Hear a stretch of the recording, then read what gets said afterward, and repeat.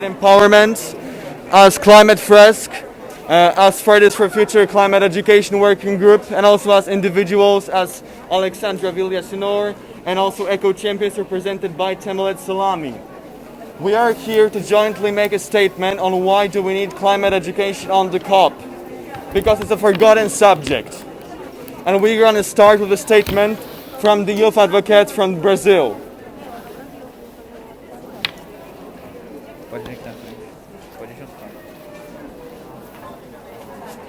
Quando a gente pensa no modelo de educação, nós temos que levar em consideração o modelo de educação dos povos indígenas.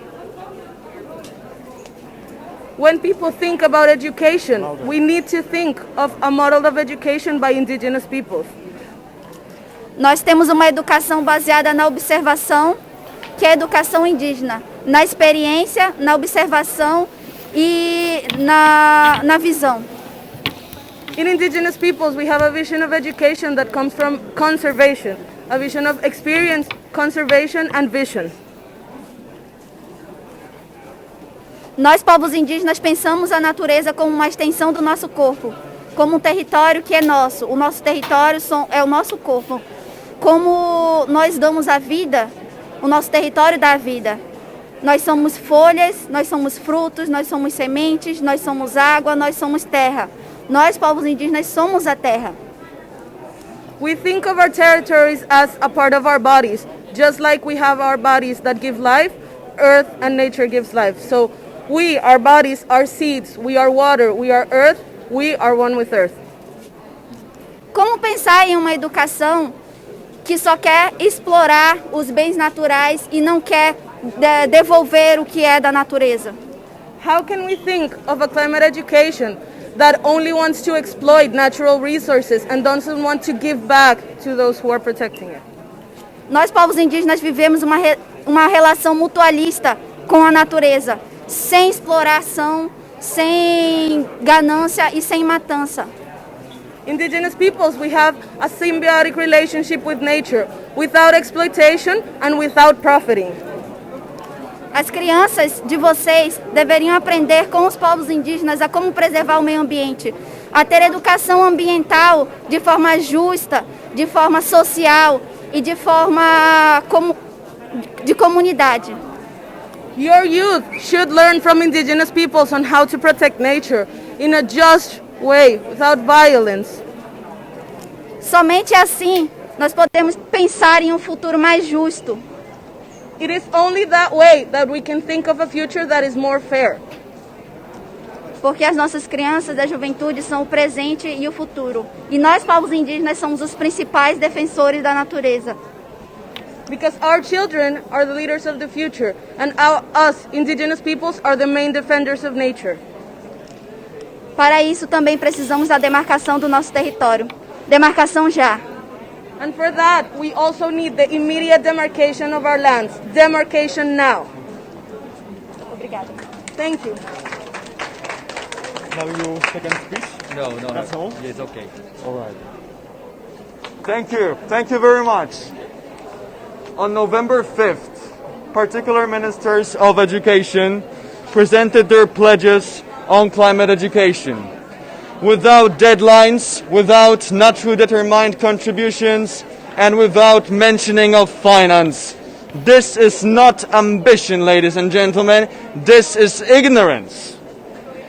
We need compulsory climate education in schools and other educational spaces immediately. Today we introduce Declaration on Climate Education signed by 22 organizations.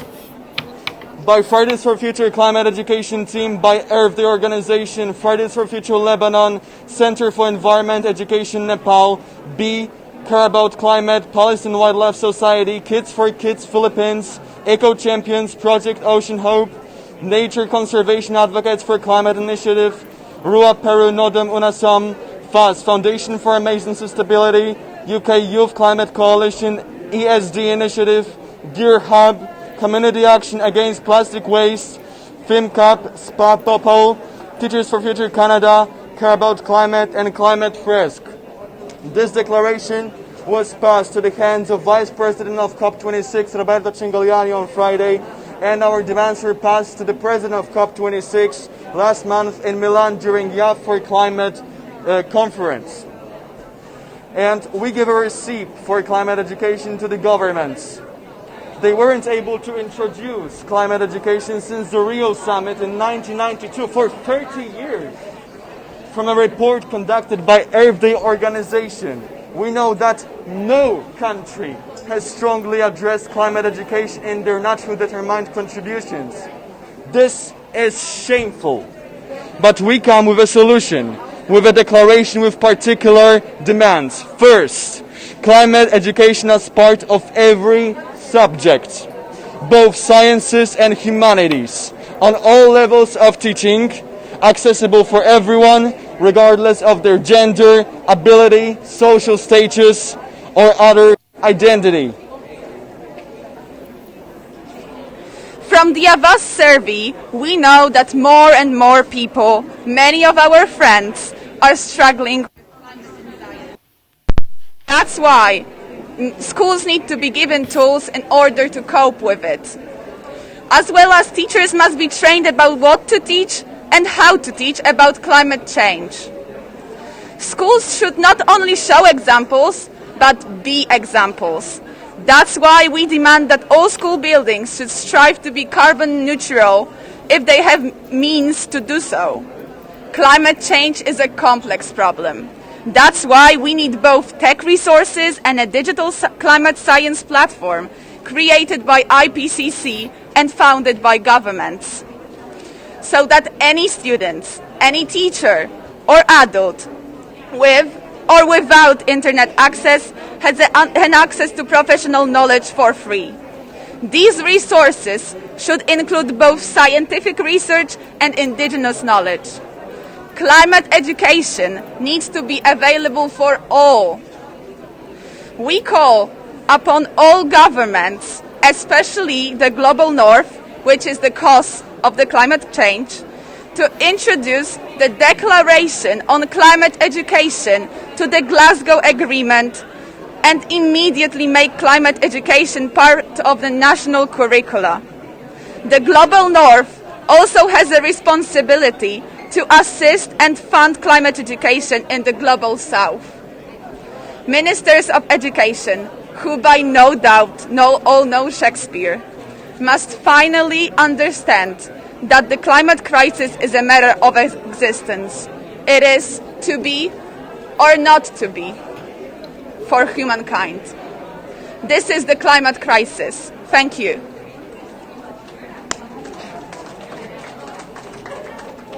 Climate first. Thank you very much. My name is Sofia. Gracias. Obrigado, mis amigos. Okay. Can you hear me? Yes. Okay. No one should be able to say, I did not understand. And as we say at our ask, understanding precedes action. We will not take the decisions and actions we need to fight against climate change without a clear and common understanding of the situation. In 3 years, Climate Fresk has reached more than 240,000 people of all ages in over 50 countries and in 35 languages, and growing. We implement a 3-hour workshop using 42 cards based on IPCC reports, where people work together to map out the causes and consequences of climate change. We expect to have reached the first million in 1 year. We do not believe that our tool is the only one the world needs, but we do believe that its foundations and core values can bring people and organizations around the world to where we need them to be.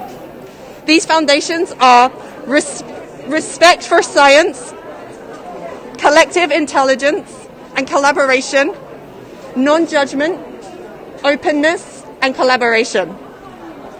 We are a community builders and we invite everyone to join our global community. We fully agree, of course, that every young person must be taught and empowered to understand climate change in order to take action. We support the declaration that has been shared with you today and thank the organisations who made it possible. Nevertheless, we want to add an important note to the framework. Climate education and empowerment must be directed towards every person and every organisation in a lifelong learning perspective and should not only include the youth and educational institutions. Furthermore, the upskilling in all sectors must be among the field of action for climate empowerment. The climate emergency compels us to drive radical change in the shortest time possible. It requires challenging alignment between the grassroots dynamics and top-level leadership. Hence, for us, the necessity of reaching a common understanding between the two levels of action in order to move forward together. Every day, we see how relevant and impactful and transformative climate education and climate empowerment is for individuals and organisations. Climate First is walking the talk, and once again, we invite all of you, every person, every organisation.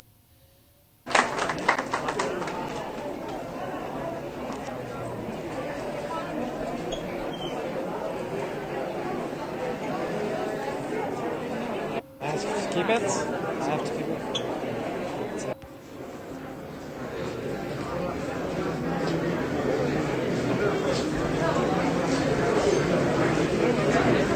Thank you all for listening.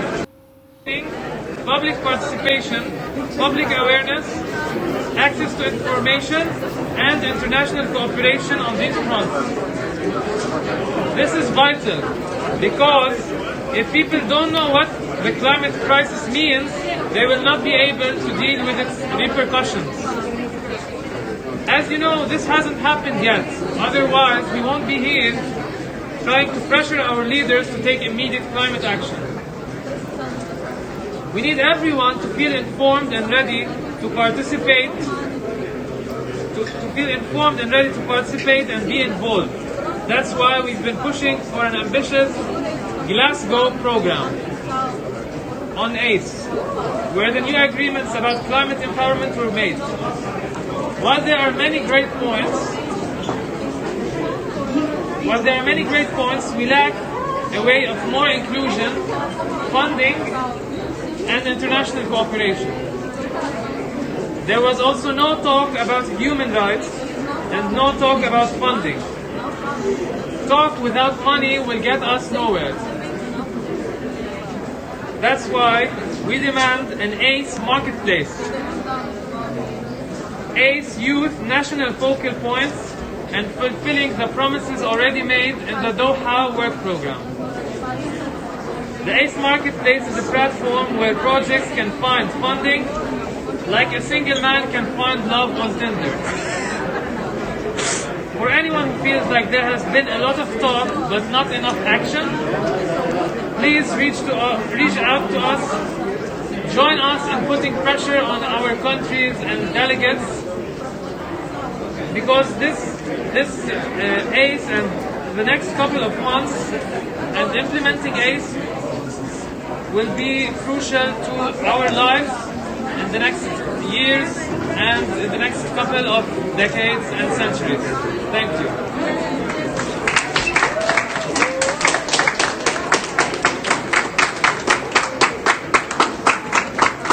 Hi everyone, can you all hear me? We're all here because we know what is going on. Knowledge, they say, births empowerment. And the one who is truly and rightly empowered has no limits to create change. Education is critical for promoting climate action and justice. Not only does it help young people understand and address the impacts of climate change, it also empowers them with the right knowledge, the right values, attitudes, and skills needed to create change. Although climate change affects everyone, we can all agree that it doesn't affect everyone equally. And this reality must also reflect in our climate education. Generations will come and go, but the big question is, what knowledge and truth about climate change will they hold on to? there has been a great gap between the knowledge, realities, and stories being told, even by the media. This gap is reflected boldly in the recent UNESCO research, Learn for Our Planet, a global review of how environmental issues are integrated into education.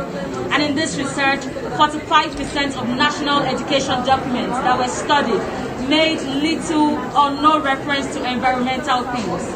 There was more focus on the environment than on climate change or biodiversity. And this research clearly shows that the gap in climate education needs an urgent work, and that must be done. And the best time to do the work was yesterday. To address this, there are important actions that need to be taken. Firstly, everyone, regardless of their gender, race, or class, must have access to robust knowledge of climate and ecological education. Secondly, a holistic curriculum reform process must take place and more emphasis must be given to environmental themes in education and better inclusion of indigenous knowledge incorporated. Lastly, school education and engagement must really go beyond formal learning and also translate to action within and outside schools. No child, young person, student is too young to know, nor is anybody young to take action. Imagine a world where kids and young people like me and you have access to climate education. It will not only raise awareness of the environmental problems, but will also increase the interest in taking action on the ongoing climate crisis. We have exceeded the threshold for empty promises. We don't want pledges anymore, and if education is every child's right, climate education shouldn't be an exception. Thank you.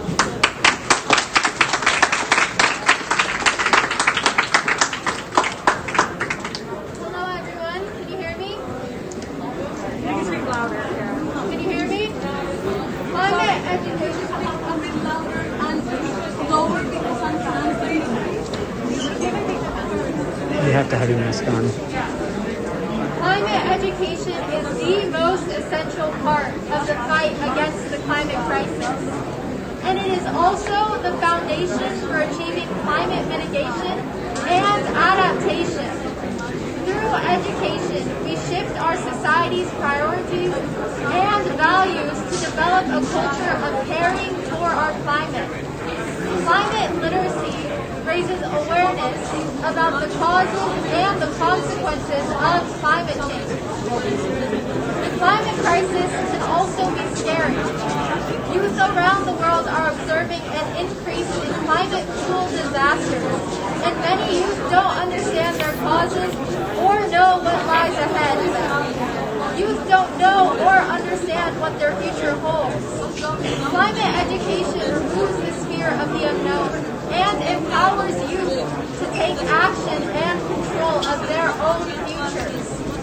Climate education also helps young people become personally connected to climate solutions and connected to the role they play in being socially responsible and protecting nature. As we go forward through this unprecedented time in our collective history, we also need to make connections between the climate crisis and poverty, racism, pollution, health inequality, and many other social injustice issues. So today, I'm proud to support the Declaration for Climate Education, prepared by the youth and for the youth.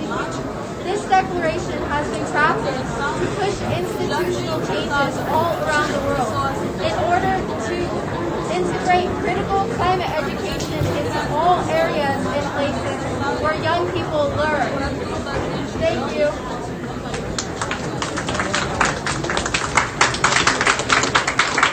What do we want?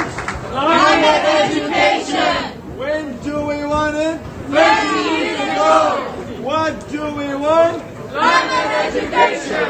When do we want it? 30 years ago!